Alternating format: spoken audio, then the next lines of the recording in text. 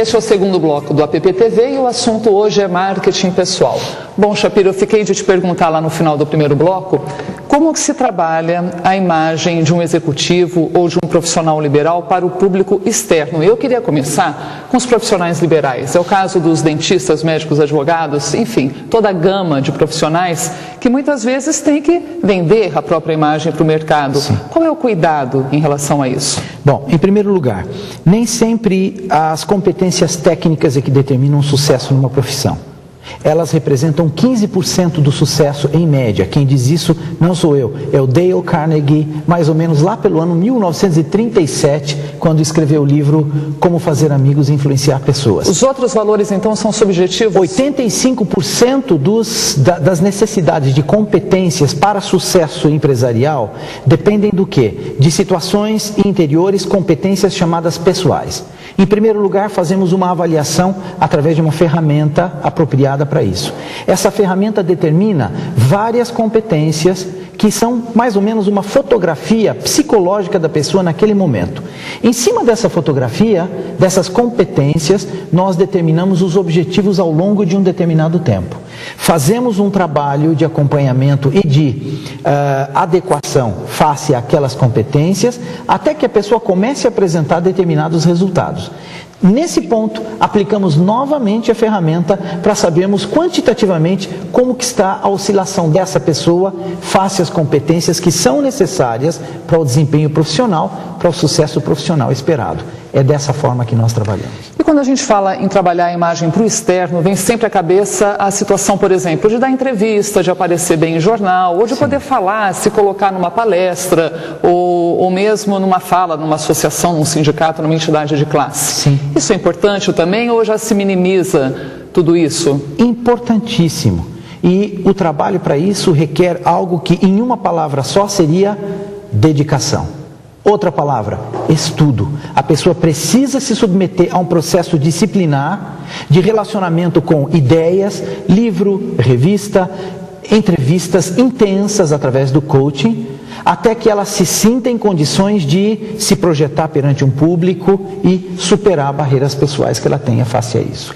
Bom, Shapiro, a gente sabe também que o marketing pessoal está sendo usado agora no preparo de equipes. Aliás, não agora, mas já há alguns anos. E nós vamos mostrar uma matéria que foi apresentada no Fantástico. A gente fez um resumão dessa matéria que traz alguns pontos muito importantes, os principais valores, as principais dicas para o trabalho do marketing pessoal com o profissional grande conhecido do público brasileiro, Max Geringer. Ótimos funcionários, muitas vezes, não conseguem ser promovidos, porque eles estão fazendo tudo certo, mas esquecem de algo muito importante, o marketing pessoal. Aqui vão os 10 mandamentos do marketing pessoal.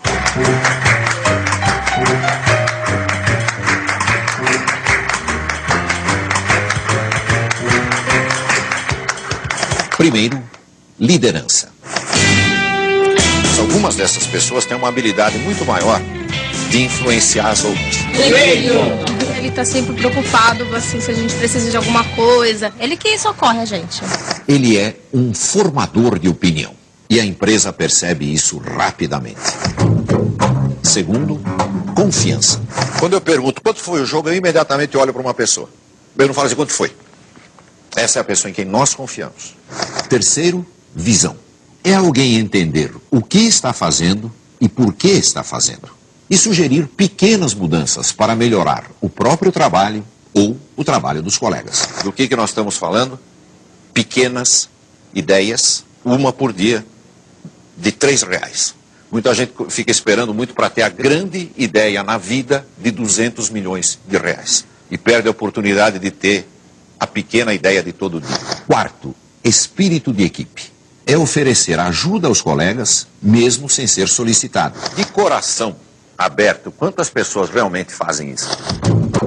Quinto, maturidade. É saber solucionar conflitos sem provocar mais conflitos. Ele prefere conversar, não resolver em discussão assim. Um ajudando o outro, é que a gente vai poder ser uma equipe melhor. Sexto, integridade. É fazer o seu trabalho sem prejudicar ninguém. Não ser excessivamente ambicioso e atropelar quem aparece pela frente. Pesquisa instantânea de opinião. Quem nunca foi prejudicado na carreira? Quem tem vontade de prejudicar alguém? Qual das duas perguntas que eu fiz mostra a falta de integridade? A segunda? Se eu tiver o desejo, assim, de me vingar, isso mostra a minha falta de integridade? Não. O desejo não mostra. É por isso que nós temos sentimentos, nós temos emoções, e muitas vezes no trabalho nós temos que guardar isso pra gente mesmo. Eu, sinceramente, eu tenho vontade de atropelar um monte de gente, mas eu não vou fazer isso. Sétimo, visibilidade. Ser o primeiro a levantar a mão quando o chefe precisa de um voluntário para uma tarefa. O que eu me lembro nos últimos 25 anos da minha vida corporativa, todo mundo que levantou a mão quando eu pedi um voluntário, hoje ou é gerente, ou é diretor, ou é presidente de empresa. Impressionante. Oitavo, empatia. É saber elogiar o trabalho de um colega e reconhecer o mérito dos outros. Foi o Emerson. Isso foi ontem ainda. Ele montou lá na frente da loja uma exposição de brinquedo que foi muito lindo mesmo. Eu elogiei ele na hora. Nono, otimismo. Não o otimismo burro, mas o otimismo com causa. Que a pressão do trabalho nos leva a imaginar que as coisas são piores do que realmente são. E o décimo, esse aqui é muito importante, paciência.